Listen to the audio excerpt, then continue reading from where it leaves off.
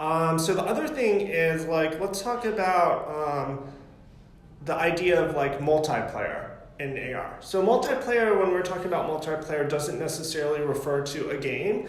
It just refers to an AR experience where one user kind of experiences the same thing that another person is in that kind of same environment, and you're kind of seeing the same things happening from different vantage points, essentially. So right now for default multiplayer, there's kind of this ritual where you can kind of sync your phones up and you have to get close together with your phones. What are some approaches that you kind of guess that people are working on now? Yeah. And it doesn't have to be, precise, and you can kind of have your own hypothesis on how to work around the syncing issue without necessarily this awkward ritual of like, hey, let's get our phones close together and kind of sync it up. Right. Yeah. I think the syncing ritual that some people have played around with, we played around with it, is just too much friction for a user to do. No one wants to spend too much time trying to line it up, and they're not going to understand how to do that kind of stuff. But I do think people have kind of dropped that idea a little while ago, because there are solutions coming to the forefront pretty quickly. Yeah. And a lot of it does have to do with computer vision. Again, something like Magic Leap, after you create that mesh of the room, now you can use that room as a fiduciary marker, meaning like in the past, you could, two phones could see the same thing if we were both looking at an image that had an up and down and left and right orientation, right? Like not a completely uniform picture. Because when we both look at it, our cameras and the computer vision in it can recognize the orientation of that picture, right? Everyone can understand what a face, a picture of a head upright is, right? And it's relatively easy enough now to train the computer vision in the phone to recognize that the picture is facing in that same orientation. So to go back to Magic Leap, now you can do that with an entire room. And I think that's also what Ubiquiti 6 has been doing.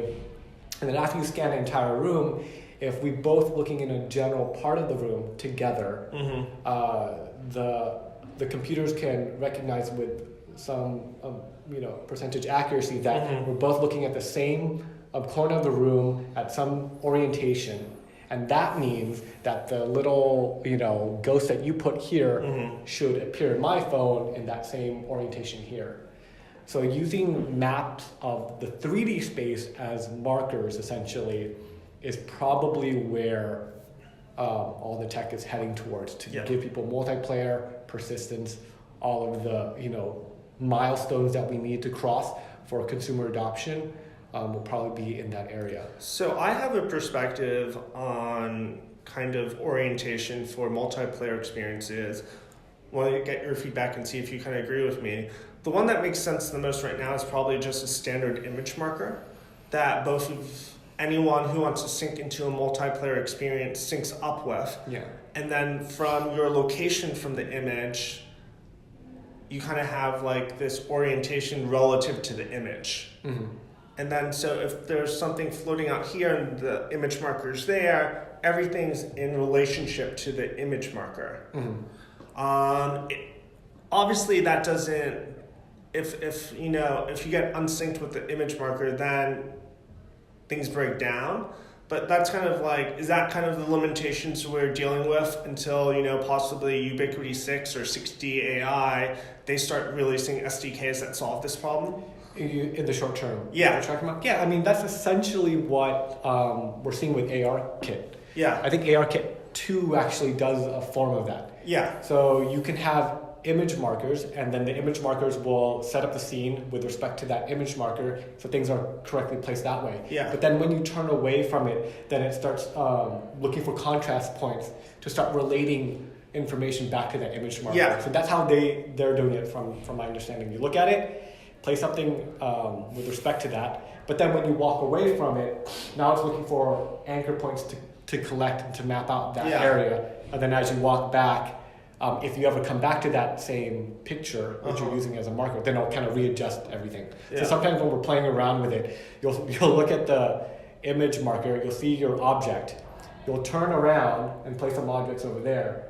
And as you go from looking behind you to the image marker, you'll see things readjust all the time. So I guess as one of our final points for this kind of discussion on rituals, when you're thinking about AR apps, one of the conclusions I have right now is that if you're using an image marker, you don't want something that's projected out too much, because of the fact that if you start turning around or you have your user start turning around, things can start getting messy. Like if you have an image marker that's a business card or a book or a cover or some visual poster, and the little AR projection or experience just projects a little outward from it, things are going smoothly. Yeah. If you have something project behind the user or is so large that there's something here, but there's also something possibly behind them, they start turning around, and that's when things start breaking down, at least for now. On mobile, let's be for mobile. Because Magic Leap is solving that stuff as we speak, which is the really cool part. Yeah. They just need to figure out this other friction point of, their headset and minimizing it for aesthetics. My issue with, I guess, Magic Leap, though, is like when you think about their ritual, it's kind of for like constrained environments, right? I mean, that's a good point. Yeah, like you'll scan your room and then everything has to happen within that room. But I believe they are working on it where while you're walking outside, it'll be mapping as you go. Now that is going to be pretty difficult, but that's the direction they're going in, and that's going to be pretty cool. Yeah. Right?